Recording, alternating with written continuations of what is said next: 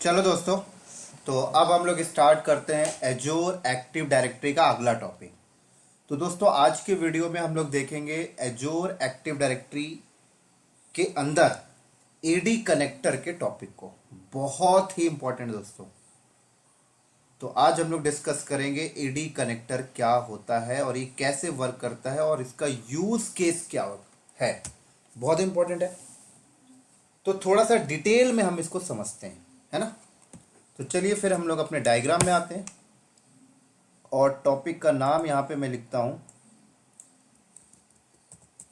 एजोर AD connector.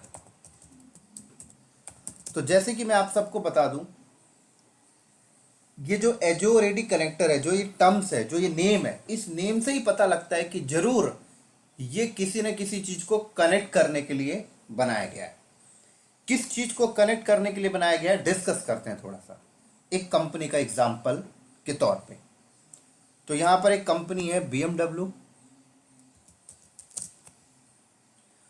और BMW नाम की कंपनी का ये अपना एक ऑन प्रोमाइसिस ऑफिस है। इस ऑन प्रोमाइसिस ऑफिस में इनकी टीम काम कर रही है। नंबर ऑफ टीम, जैसे एक की HR टीम हो गई, ये एक टीम हो गई जिसको हम लोग सिक्योरिटी टीम समझ लेते हैं, और ये एक टीम हो गई जिसको हम लोग एडमिन टीम समझ लेते हैं, एडमिन टीम। तो ये HR टीम है इनकी, जिसके अंदर जो यूजर्स हैं समझ लें 100। ये एक सिक्योरिटी टीम हो गई जिसके अंदर यूजर्स आप समझ लें 100।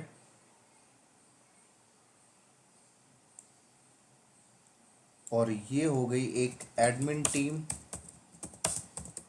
जिसके अंदर यूजर्स 200। तो टोटल 400 यूजर्स हैं।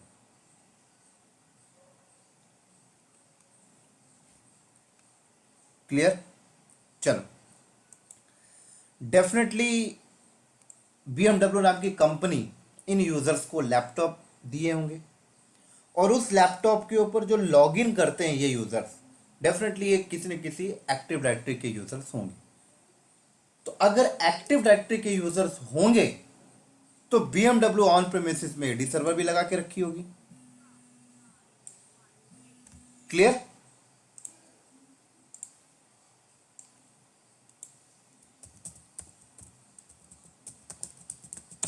एडी सर्वर होगा, उन एडी सर्वर के अंदर यूजर्स बने होंगे। जैसे एक यूजर हमने बना लिया हैरी, मान लीजिए, मान के चलते हैं ये HR का यूजर है। एक नताशा, ये सिक्योरिटी का यूजर हो गया। एक सरा, ये मान लीजिए एडमिन का यूजर हो गया। क्लियर। अब जब भी HR का यूजर, जैसे HR का हैरी यूजर अपने लैपटॉप को लॉगिन करता होगा तो उसका अथेंटिकेशन एजोर एडी से हो रहा है, नताशा का भी हो रहा है, सारा का भी हो रहा है। ऐसे ही BMW नाम की कंपनी ने अपना एक एप्लीकेशन सर्वर यहां पे लगा रखा है। क्या लगा रखा है?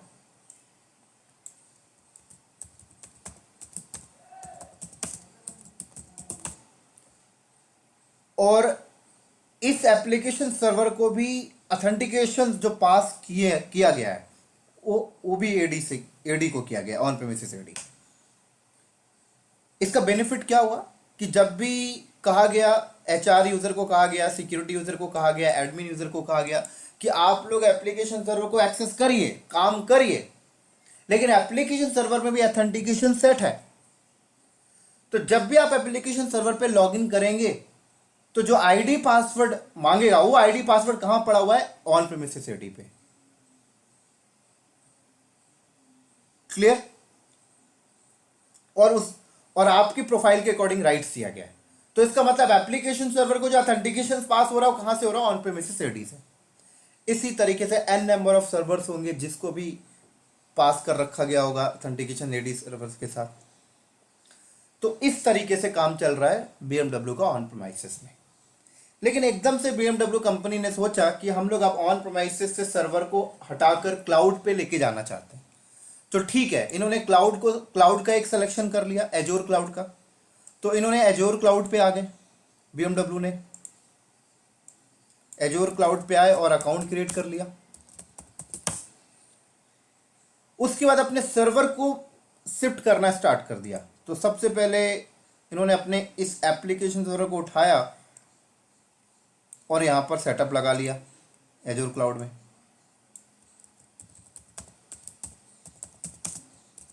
क्लियर? एप्लीकेशन सर्वर की टीम की हेल्प से, एजोर क्लाउड के बंदे की हेल्प से इन्होंने अपने एप्लीकेशन सर्वर को ऑन प्रेमिसेस से ले जाकर क्लाउड पे सेट कर दिया। ठीक हुआ भाई। अब ये जो ऑन प्रेमिसेस के यूजर हैं, अब ये लोग इस एप्लीकेशन सर्वर को लॉगिन करते हैं। तो जब ये यूजर्स क्लाउड पे रखे हुए एप्लीकेशन सर्वर को लॉगिन करते हैं, तो एप्लीकेशन सर्वर पे तो ऑथेंटिकेशन सेट है कि एप्लीकेशन सर्वर को कोई भी एक्सेस करेगा, आईडी पासवर्ड रिक्वायर्ड है। तो अब सवाल आता है कि एप्लीकेशन सर्वर को ऑथेंटिकेशन अब कहां से देंगे जो क्लाउड पे आ गया है। पहले एप्लीकेशन सर्वर ऑन प्रेमिसेस में था तो उसका ऑथेंटिकेशन ऑन प्रेमिसेस आईडी से था। अब तो क्लाउड पे आ गया, अब उसको ऑथेंटिकेशन कैसे पास करेंगे? दो सोल्यूशन है इसके। पहला सोल्यूशन बताऊंगा, देन उसके बाद सेकंड सोल्यूशन बताऊंगा। पहला सोल्यूशन ये है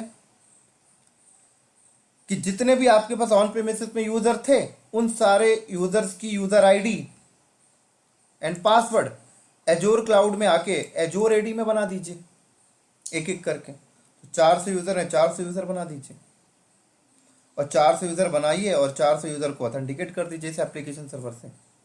और इन यूजर को बोलिए कि ऑन क्लाउड वाले एप्लीकेशन सर्वर को एक्सेस करोगे तो वहां पर जो ऑथेंटिकेशन दोगे वो ऑन प्रीमिसेस यूजर आईडी नहीं देना होगा, एजोर पे जो एक्टिव डायरेक्टरी में जो यूजर आईडी पासवर्ड है वो देना होगा। ये तरीका है। लेकिन इस तरीके से अगर आप करते हैं तो प्रॉब्लम क्या होगी? सबसे बड़ी प्रॉब्लम होती है, बताता हूं क्या। कभी कभी इंडस्ट्री में क्या होता है कि हमने अपने एप्लीकेशन सर्वर को यहाँ पे क्लाउड में शिफ्ट तो कर दिया है, लेकिन अभी भी हमने ऑन प्रेमिसेस वाले एप्लीकेशन सर्वर पे कुछ थोड़ा थोड़ा वर्क चल रहा है। तो अगर थोड़ा थोड़ा भी वर्क चल रहा है तो इसका मतलब इन यूजर को ऑन प्रेमिसेस एप्लीकेशन सर्वर की भी एक्सेस करने की जरूरत पड़ रही है और क्लाउड पे जो बना है उसे भी करने की जरूरत पड़ रही है। तो ऑन प्रेमिसेस में एप्लीकेशन सर्वर को जब एक्सेस करते हैं तो ऑन प्रेमिसेस एडी सर्वर से अथेंटिकेट हो रहा है और क्लाउड के एप्लीकेशन सर्वर को एक्सेस करते हैं तो एजोर एडी के से अथेंटिकेट हो रहा है। बोले तो ऑन प्रेमिसेस में अलग यूजर आईडी पासवर्ड है, एजोर में अलग यूजर आईडी पासवर्ड है, लेकिन एक्सेस करने वाला बंदा एक ही है। मतलब एक्सेस करने वाला जो बंदा है उसे ऑन प्रेमिसेस एडी सर्वर का आईडी पासवर्ड भी याद रखना है और एजोर क्लाउड पे जो एजोर क्लाउड के एडी सर्वर का आईडी पासवर्ड भी याद रखना है जो उसके लिए बनाया गया है। तो एक तो यूजर्स को दिक्कत आएगी कि दोनों साइड के आईडी पासवर्ड को याद रखना, और कभी यूजर ऐसा भी मिस्टेक कर देगा कि ऑन प्रेमिसेस को एक्सेस कर रहा है तो पता लगता है कि एजोर वाले आईडी पासवर्ड को डाल देता है, और कभी एजोर क्लाउड वाले एप्लीकेशन सर्वर को एक्सेस करता है तो पता लगता है कि ऑन प्रेमिसेस के आईडी पासवर्ड को पुट कर रहा है। तो ये मिस्टेक होती रहेंगी। तो दो प्रॉब्लम्स, सोल्यूशन तो है लेकिन प्रॉब्लम्स देखिए क्या है। एजोर क्लाउड में जाइए, 400 आईडी पासवर्ड बनाइए, फिर सारे दो यूजर्स को दो दो याद रखने पड़ेंगे। ये प्रॉब्लम्स है। इसका जो बेस्ट सोल्यूशन है वो बेस्ट सोल्यूशन आपको मिलता है कनेक्टर के थ्रू, इंडस्ट्री में जो यूज किया जाता है। तो कनेक्टर के थ्रू अगर आप सोल्यूशन लेते हो तो उसका फायदा क्या होता है कि हम लोग एजोर एडी कनेक्टर को लाते हैं, ऑन प्रेमिसेस एडी में इंस्टॉल करते हैं, और जैसे ही हमने ऑन प्रेमिसेस एडी में इसको इंस्टॉल किया तो ऑन प्रेमिसेस एडी के साइड एक कनेक्टर बन जाता है, एजोर क्लाउड के साइड एक कनेक्टर बन जाता है, और इस कनेक्टर के माध्यम से हम लोग क्या करते हैं, बीच में इंटरनेट आ जाता है और इस कनेक्टर के माध्यम से ऑन प्रेमिसेस एडी सर्वर को हम लोग एजोर एडी के साथ कनेक्ट कर देते हैं। और जब हमारा on premises AD server Azure cloud के साथ जब कनेक्ट हो जाता है तो हम लोग क्या करते हैं, इस कनेक्टर के माध्यम से ये पूरी की पूरे यूजर्स को सिंक करा देंगे। बोले तो ये यूजर किसी डायरेक्टरी के अंदर होंगे, वो डायरेक्टरी को सिंक करा देंगे। तो जब वो डायरेक्टरी सिंक होगा तो ये यूजर यहाँ से उठ के क्या होंगे, यहाँ पे आ जाएंगे, सिंक होके यहाँ पे आ जाएंगे ये लोग। तो जब ये यूज़र सिंक होके यहाँ पे आ गए तो सबसे बड़ा बेनिफिट क्या हुआ कि आपको यहाँ पे आके कोई आईडी पासवर्ड बनाने की जरूरत ही नहीं है। बोले तो 400 यूज़र आप यहाँ पे जो बना रहे थे उसका टाइम पूरा पूरा बच गया। तो यूज़र ऑन प्रेमिसेस में भी रहेगा और एजोर क्लाउड में भी आके सिंक हो गया। और अगला फ़ायदा क्या है? अगला फ़ायदा ये है कि ऑन प्रेमिसेस एडी का जो यूज़र है उसके साथ साथ उसका पासवर्ड भी सिंक होके आ गया। तो इसका फ़ायदा ये कि जब यूज़र्स ऑन प्रेमिसेस वाले एप्लीकेशन को एक्सेस करता है तो भी वही आईडी पासवर्ड डालता है, और क्लाउड में जो एप्लीकेशन सर्वर रखा है उससे जब एक्सेस करता है तो भी वही आईडी पासवर्ड डालता है। ये फ़ायदा हो गया।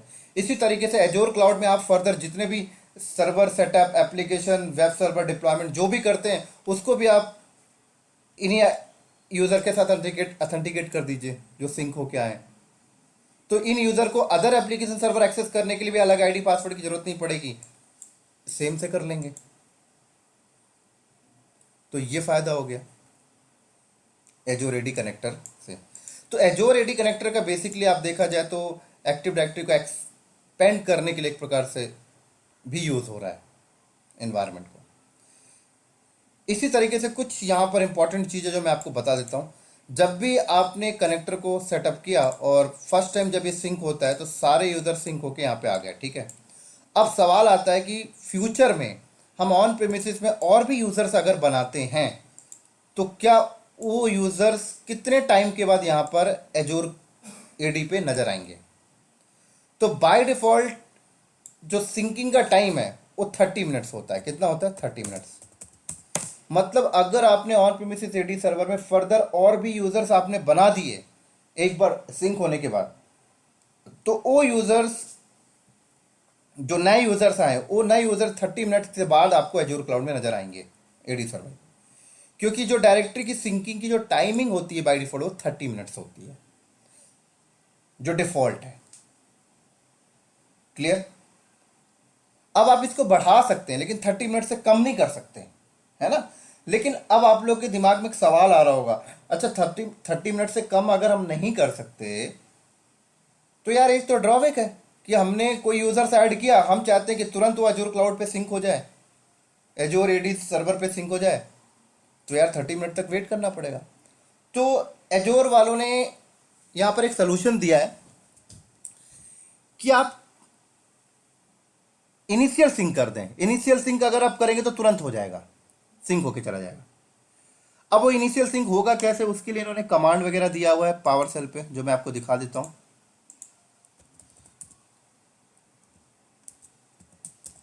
एजोर एडी सिंक कमांड,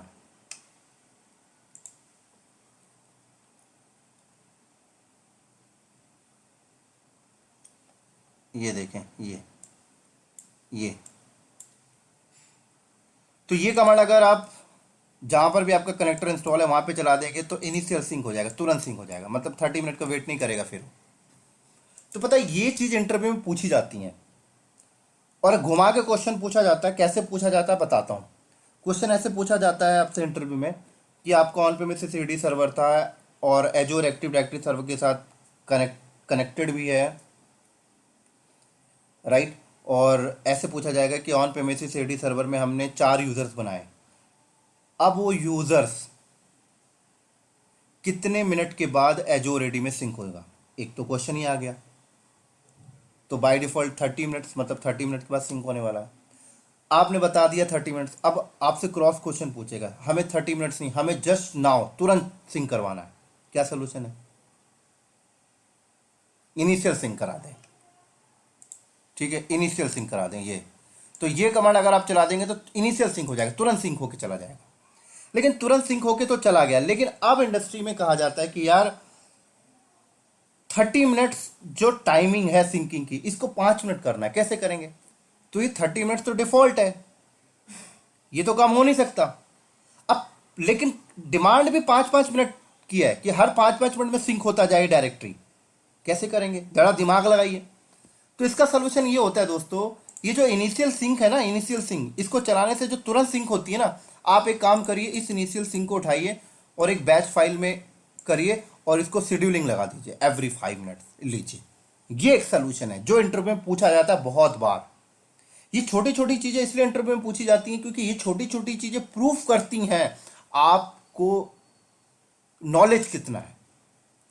आपने इस पे लैब किया है तो डेफिनेटली सारी चीजें आपको पता होंगी।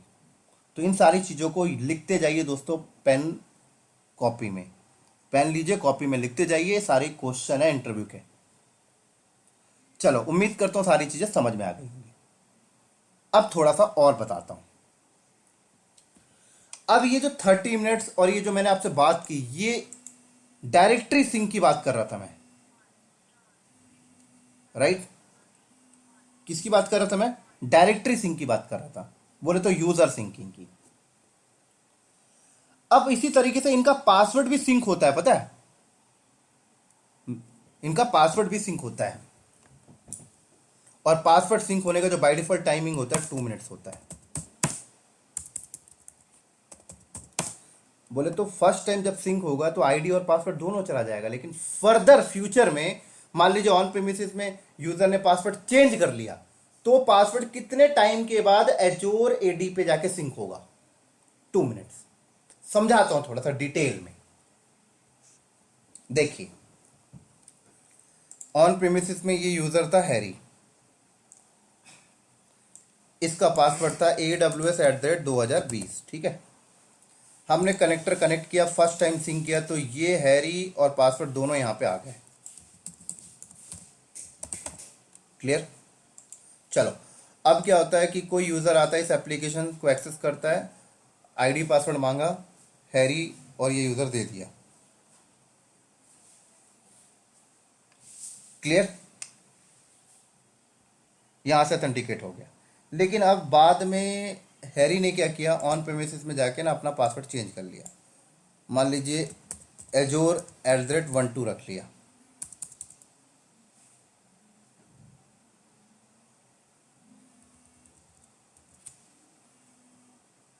ठीक है,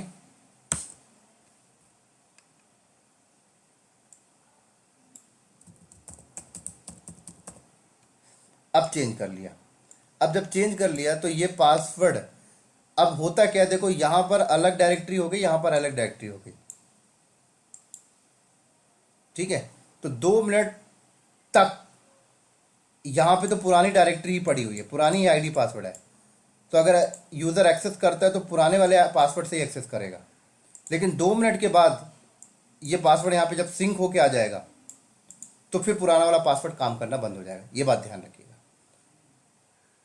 तो कई बार ऐसा होता है कि मान लीजिए यूजर ने यहां पे पासवर्ड चेंज किया, यूजर ने यहां पे पासवर्ड चेंज किया और वही यूजर एप्लीकेशन सर्वर को भी एक्सेस कर रहा है। तो जैसे ही पासवर्ड चेंज किया, उसके 30 मिनट के बाद अगर उसने क्लाउड वाले एप्लीकेशन को एक्सेस किया और नया पासवर्ड डालता है तो एक्सेप्ट ही नहीं करेगा, क्योंकि नया पासवर्ड यहाँ पे सिंक होकर 2 मिनट के बाद आना है।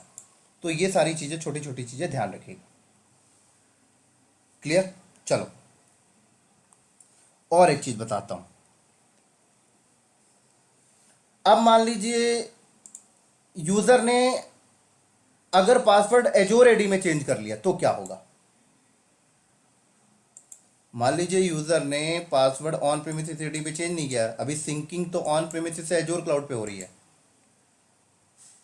है ना। तो पासवर्ड ऑन प्रीमिसेस में चेंज किया तो एजोर क्लाउड में सिंक हो जाएगा। लेकिन यूजर ने पासवर्ड एजोर एडी में जाके चेंज कर लिया, तो अब क्या होगा? क्या ये पासवर्ड बैक होगा?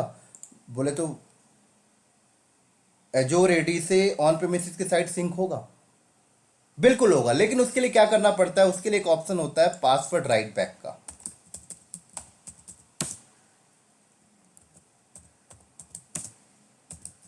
Right back. तो अगर आप जहां पर भी एजोर एडी आपने कनेक्टर इंस्टॉल किया, वहां पर एक ऑप्शन आता है, अगर आप पासवर्ड राइट बैक कर देते हो तो अगर एजोर एडी में पासवर्ड चेंज होता है तो राइट बैक हो जाएगा, बोले तो बैक में आके यहां पर सेव हो जाएगा। ध्यान रखिएगा, ये भी बहुत इंपॉर्टेंट है, पूछा जाता है इंटरव्यू में। 1 मिनट होल्ड करिए दोस्तों, मेरा कॉल आ रहा है। चलो, तो ये बात भी आप लोगों को ध्यान रखना, पासवर्ड राइट बैक का। क्लियर? अब थोड़ा सा और इंपॉर्टेंट चीज आपको शेयर करता हूं। अब इसी तरीके से ना एक पासवर्ड कॉम्प्लेक्सिटी पॉलिसी होती है और एक होता है पासवर्ड एक्सपायरेशन पॉलिसी। ये कहां का काम कहाँ का काम करता है, कहाँ का काम करता है मतलब बोले तो पासवर्ड कॉम्प्लेक्सिटी पॉलिसी और password expression policy Azure AD का काम करेगा या ऑन प्रेमिसेस का, बताता हूँ थोड़ा सा डिटेल में।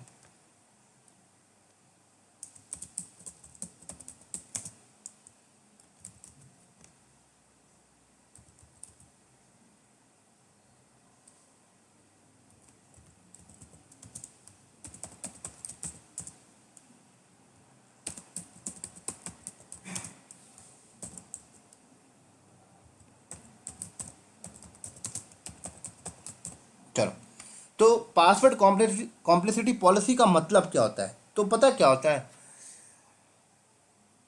आपने कई बार देखा होगा कि हम लोग अपने नेट बैंकिंग का पासवर्ड जब सेट करते हैं ना, तो सिंपल पासवर्ड वो ले नहीं रहा होता है, वो कहता है कैपिटल लेटर दीजिए, एक्स्ट्रा वर्ड दीजिए, नंबर दीजिए।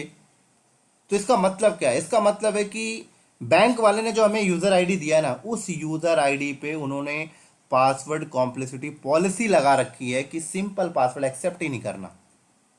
तो इसी तरीके से हम लोग भी जब एडी सर्वर पे यूजर बनाते हैं तो उन्हीं यूजर पे भी हम लोग भी कॉम्प्लेक्सिटी पॉलिसी लगा देते हैं। तो वो पॉलिसी कहाँ की काम करेगी, एजोर एडी की काम करेगी या ऑन प्रेमिसेस की, इस पे हम लोग बात करेंगे, बात कर रहे हैं।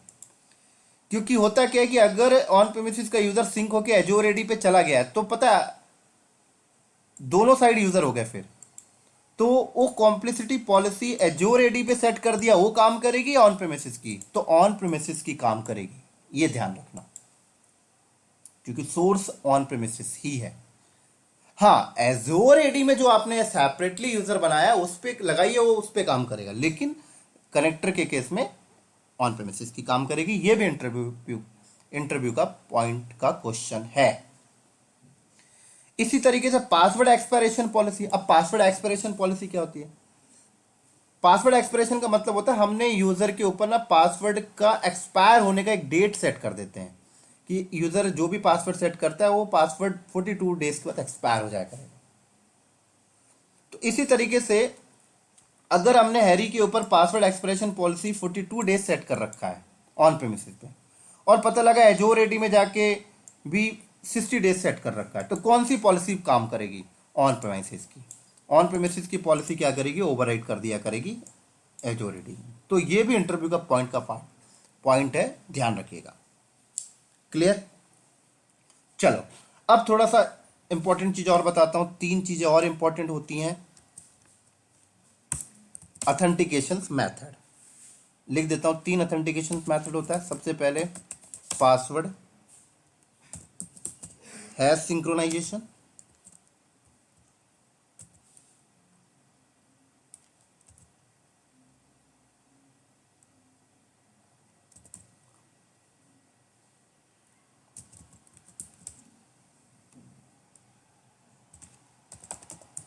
सेकेंड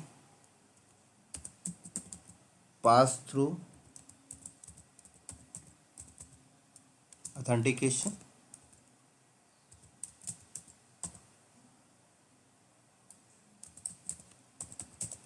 और थर्ड हो गया आपका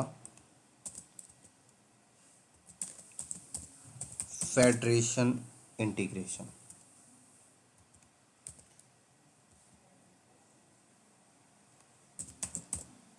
चलो, बहुत ही इंपॉर्टेंट है दोस्तों ये 3 terms, password hash synchronization, pass through authentication और फेडरेशन इंटीग्रेशन, बहुत इंपॉर्टेंट है। तो जब भी आप ऑन प्रेमिसेस में कनेक्टर इंस्टॉल करते हैं और वो कनेक्टर आपका ऑन प्रेमिसेस और एजोर एडी को जब कनेक्ट कर देता है और यूजर जब सिंक होता है, तो by default password hash synchronization use कर रहा होता है ऑथेंटिकेशन के लिए। तो पासवर्ड हैश सिंक्रोनाइजेशन में होता क्या है, यूजर के साथ साथ पासवर्ड भी एजोर एडी में चला जाता है। तो इसका मतलब अगर कोई भी बंदा एजोर एडी के एप्लीकेशन को एक्सेस, एजोर क्लाउड पे कोई एप्लीकेशन सर्वर लगा हुआ है उसको एक्सेस करता है, तो उसके लिए ऑथेंटिकेशन कहां से, एजोर एडी पे यूजर सिंक हो गया है और पासवर्ड भी वहीं पे पड़ा हुआ है, वहीं से ऑथेंटिकेट हो जाता है। लेकिन कई इंडस्ट्री के अंदर बोले तो सिक्योरिटी बेस्ड इंडस्ट्री जो होती हैं वो बोलती हैं कि हम पासवर्ड को क्लाउड पे नहीं रखवाना चाहते, यूजर्स क्लाउड पे चले जाए, एज्योरिटी पे चला जाए, लेकिन पासवर्ड वो चाहते हैं कि हमारे ऑन प्रेमाइसिस में ही रहे। तो फिर आपको ऑथेंटिकेशन मेथड बदलना पड़ेगा। वहां पर आप password hash synchronization authentication method से काम नहीं करेंगे, वहां पर फिर आप आएंगे पास थ्रू ऑथेंटिकेशन यूज करेंगे। तो पास थ्रू ऑथेंटिकेशन में क्या होता है कि सिर्फ यूजर सिंक होके जाता है, पासवर्ड नहीं जाता, पासवर्ड आपके ऑन प्रेमिसेस एडी में ही पड़ा रहेगा। तो इससे बेनिफिट क्या हुआ? इससे बेनिफिट यह हुआ कि कोई भी बंदा अगर आपके क्लाउड पे रखे हुए एप्लीकेशन को एक्सेस करता है तो ऑथेंटिकेशन के टाइम पे यूजर नेम एजोर एडी से उठाएगा, पासवर्ड के लिए उसे ऑन प्रेमिसेस एडी तक आना पड़ेगा। मतलब पासवर्ड हम अपने घर से दे रहे हैं, है कि नहीं? जैसे कई ऐसे एग्जांपल्स होते हैं, मान लीजिए फॉर एग्जांपल कि आपका एक मकान है दिल्ली में, साउथ एक्स में, ठीक है, और आप अभी रहते हो वसंत विहार में, और कोई बंदा, आपने बोला साउथ एक्स वाले मकान को आप सेल आउट करना चाहते हो, बहुत सारे डीलर से आपने कांटेक्ट कर लिया। तो जब भी डीलर के पास कोई नया कस्टमर आता है, तो जब भी वो साउथ एक्स वाले मकान को दिखाना चाहता है तो की लेने कहाँ आता है? आपके घर। आपका घर कहाँ है? Vasant Vihar. Just kind of thing. User तो क्लाउड पे रख दिया, पासवर्ड के लिए घर आइए भाई, सिक्योरिटी नहीं देना चाहते, ठीक है। चलो, तीसरा मेथड क्या है? Federation integration. फेडरेशन इंटीग्रेशन में क्या होता है? फेडरेशन इंटीग्रेशन भी सेम वैसा ही काम करता है जैसे पास थ्रू ऑथेंटिकेशन काम कर रहा है। मतलब फेडरेशन इंटीग्रेशन भी पासवर्ड घर में ही होता है, लेकिन थोड़ा सा एडवांस है। कैसे? फेडरेशन इंटीग्रेशन में क्या होता है कि ऑन प्रीमिसेस में हम यहाँ पर एक एडीएफएस सर्वर लगाते हैं और एजोर एडी में एक एडीएफएस सर्वर लग जाता है, और ये एडीएफएस सर्वर जब लगता है तो यहाँ पर एसएसएल सर्टिफिकेट, यहाँ पर भी एसएसएल सर्टिफिकेट, और अब कोई भी बंदा एप्लीकेशन को एक्सेस करेगा तो पासवर्ड के लिए ऑन प्रेमिसेस जाना तो है, लेकिन एडीएफएस के थ्रू कनेक्ट होना है, और यहाँ पर सर्टिफिकेट लगा हुआ है, तो एसएसएल सर्टिफिकेट के साथ हो रहा है तो और ज़्यादा सिक्योर है। ये है पास फेडरेशन इंटीग्रेशन का मतलब। 2 मिनट होल्ड करना दोस्तों, कॉल आ रहा है, फिर कंटिन्यू करते हैं। सॉरी, चलो। तो ये ऑथेंटिकेशन मेथड भी इंटरव्यू में पूछा जाता है, ठीक है दोस्तों, याद रखना। चलो, अब थोड़ा सा और आगे हम लोग यहाँ पर चलते हैं। अब ये जो एजोर एडी कनेक्टर है ना, ये या तो डोमेन कंट्रोलर पे इंस्टॉल होगा या डोमेन कंट्रोलर के मेंबर में इंस्टॉल होगा। ध्यान रखना, वर्क ग्रुप में नहीं इंस्टॉल होगा। पहले होता था, अब हटा दिया इन्होंने। लेकिन इंडस्ट्री में डायरेक्टली डोमेन कंट्रोलर पे इंस्टॉल करने के लिए मना किया जाता है। बेस्ट प्रैक्टिस होता है कि इसको डोमेन कंट्रोलर रखिए तो इसके मेंबर पीसी पे इंस्टॉल करिए। एक कोई मेंबर बना लीजिए और वहां इंस्टॉल करिए, तो सारे उधर मेंबर पे भी दिखेंगे। देन उसके बाद मेंबर पे कनेक्टर लगाइए। अब जो भी मेंबर पीसी होगा, जिस पे भी कनेक्टर इंस्टॉल करेंगे, उस मशीन में इंटरनेट चलना चाहिए। ये भी ध्यान रखना, ऐसा नहीं कि इंटरनेट नहीं चल रहा और काम करते, इंटरनेट चलना चाहिए, ठीक है। अब कई कंपनी बोलती है यार इंटरनेट चला देंगे सिक्योरिटी खत्म हो जाएगी। बिल्कुल, लेकिन उसका भी सोल्यूशन है। आप एक काम करिए, 1 मिनट होल्ड करना। तो आप ऐसा कर सकते हैं, सिक्योरिटी की बात है तो सिक्योरिटी आप डोमेन कंट्रोलर को डिस्टर्ब मत करिए। इसलिए तो कहा जाता है कि डोमेन कंट्रोलर पे इंस्टॉल मत करिए, कोई मेंबर पीसी में करिए, उस पर इंटरनेट चलना चाहिए। अब इंटरनेट चल रहा है तो आप एक काम करिए ना, आउटबाउंड में जो पोर्ट है, सारे पोर्ट मत खोलिए। आप ऐसा करिए, एजोर एडी का पर्टिकुलर यूआरएल होता है जो आपको एजोर क्लाउड से मिल जाता है, एजोर एडी का पर्टिकुलर यूआरएल। तो उस पर्टिकुलर यूआरएल को लाके आप आउटबाउंड के पोर्ट पे अलाउ कर दीजिए, बस बाकी मत करिए। बस ये सिर्फ एजोर एडी से ही कनेक्ट होगा, अननेसेसरी इंटरनेट ट्रैफिक नहीं आएगी। ये भी एक सोल्यूशन है। तो इस चीज़ों का भी आपको ध्यान रखना होता है। अब थोड़ा सा और बताता हूं कि जिस भी पीसी में आप एजोर एडी का कनेक्टर इंस्टॉल करेंगे, ध्यान रखिएगा वो सर्वर लेवल का ओएस होना चाहिए, राइट, विंडो सर्वर। और कोर एडिशन नहीं, बोले तो जीयूआई होना चाहिए, राइट। और 2012 R2 से ऊपर का होना चाहिए, राइट। और स्टैंडर्ड एडिशन होना चाहिए, इंटरप्राइजेस और डेटा सेंटर एडिशन। अगर आप बिजनेस एसेंशियल एडिशन की बात करेंगे वो यहाँ पर नहीं होना चाहिए। हाँ, अगर विंडोज सर्वर 2019 है तो बिजनेस एसेंशियल चल जाएगा, ये बात ध्यान रखिएगा। .NET फ्रेमवर्क इंस्टॉल होना चाहिए, पावर सेल इंस्टॉल होना चाहिए, ये सारी चीज़ें इंस्टॉल होना चाहिए जहाँ पर भी एडी कनेक्टर इंस्टॉल होगा। उसके बाद फिर आपका कनेक्टर, एक कनेक्टर यहाँ लग जाएगा, एक कनेक्टर यहाँ लग जाएगा, दोनों के बीच में कम्युनिकेट होगा, काम होता रहेगा। इसी के साथ साथ अगर कनेक्टर इंस्टॉल करने के बाद कुछ इशू आता है तो इशू को रिजॉल्व करने के लिए एक टूल आता है आईडी फिक्स, उसको आप इंस्टॉल कर सकते हैं। उसके थ्रू आपको बहुत सारे कुछ एरर्स वगैरह आप पकड़ सकते हैं ट्रबल शूटिंग के लिए। क्लियर? तो ये बेनिफिट होता है दोस्तों एडी कनेक्टर का। अब ये सारी चीज़ें जो मैंने आपको बताया ये प्रैक्टिकल करेंगे तो और ज़्यादा मज़ा आएगा, लेकिन इसके प्रैक्टिकल करने के लिए आपको एक ऑन प्रीमिसेस एडी सर्वर होना चाहिए आपके पास। अभी ऑन प्रीमिसेस एडी सर्वर आप लेके कहाँ से आएंगे? तो आप अपनी कंपनी का ले सकते हैं या फिर आप अपना खुद भी बना सकते हैं। अब बनाएंगे कहाँ? कहीं भी बना लीजिए, AWS क्लाउड पे एक विंडो सर्वर की VM ले लीजिए, उस पर आप ऑन प्रीमिसेस एडी बना लीजिए, या एजोर क्लाउड में एक VM बना लीजिए, उसके ऊपर ऑन प्रीमिसेस एडी बना लीजिए, उसको ऑन प्रीमिसेस एडी समझ लीजिएगा और एजोर एडी को क्लाउड एडी, और उसके बाद कर लीजिएगा लैब। तो ये लैब मैं आपको अगले वीडियो में करके बताऊंगा, क्योंकि ये वीडियो काफ़ी बड़ा हो जाएगा। 30 मिनट ऑलरेडी हो चुका है, लैब करने में हमें 45 मिनट्स लगेगा। क्लियर? तो ठीक है दोस्तों, अगले वीडियो में हम लोग इसकी लैब करेंगे। ये थ्योरी को हम लोग यहीं पे करते हैं स्टॉप। तो ठीक है दोस्तों, हम लोग अगले वीडियो में मिलते हैं बहुत ही जल्दी इसके लैब के साथ। तब तक के लिए बाय बाय।